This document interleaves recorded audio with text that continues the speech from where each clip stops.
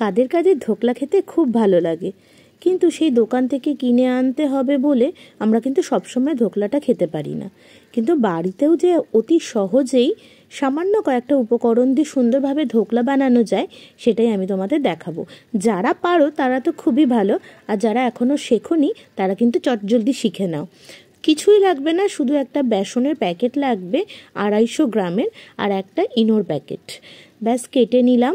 আমি বেসনটাকে কেটে একটা বোলের মধ্যে ঢেলে নিচ্ছি, আর তার মধ্যে আমি এক এক করে নুন, হলুদ, চিনি পরিমাণ মতো দেব। কিন্তু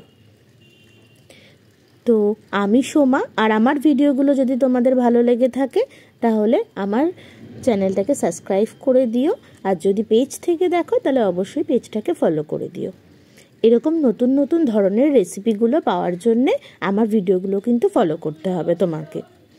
তারপরে আমি বেসনটাকে নুন, হলুদ আর চিনি দিয়ে ভালো করে একটু মিক্সড করে নিয়ে তার মধ্যে আস্তে আস্তে জল দিয়ে আমি এভাবে ব্যাটার করে নিচ্ছি। ব্যাটারটা আমি 10 মিনিটের জন্য রেস্টে রেখে দিয়েছি।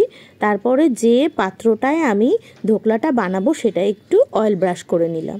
তারপরে সেই ব্যাটারটা এনে ইনোর প্যাকেটটা কেটে দিয়ে ভালো করে ফেটিয়ে নিচ্ছি, যতক্ষণ না পুরো মিশ্রণটিতে ইনো ছড়িয়ে যায়। তারপরে আমি সেই ডিশটা নিয়ে এসে সেই ব্যাটারটাকে আস্তে আস্তে করে ঢেলে দিচ্ছি, আর একটু একটু করে নাড়িয়ে দিচ্ছি যাতে বাবলসগুলো ওর মধ্যে থেকে ফেটে যায়। তারপরে আমি একটা কড়াইতে জল ফোটাতে দিয়েছি, একটা স্ট্যান্ড রেখে দিয়ে তার ওপরে আমি সেই ব্যাটারটা ঢেকে দিলাম। ব্যাস 20 থেকে 25 মিনিট আমি এরকম লো ফ্লেমে রেখে দিয়েছি। তারপরে দেখি কেমন হয়েছে, চলো দেখি। তো খুলে দেখলাম বেশ ভালোই ফুলে গেছে, আর একটা ছুরি নিয়ে আমি ভেতরে একটু ঢুকিয়ে দেখে নিচ্ছি যে কতটা কি তৈরি হয়েছে।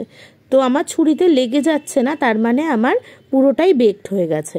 তারপরে সেটাকে আমি একটা পাত্রের মধ্যে উল্টো করে ঢেলে নিয়েছি, আর এদিকে একটা ফ্রাই প্যানের মধ্যে কিছুটা সাদা তেল দিয়ে তার মধ্যে সর্ষে ফোড়ন দিয়ে আর খানিকটা কারি পাতা এর মধ্যে দিয়ে দিয়েছি।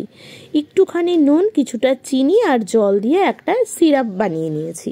তারপরে সেই ধোকলার ওপরে পিস পিস করে কেটে সেই মিশ্রণটা ওপর দিয়ে ছড়িয়ে দিয়েছি।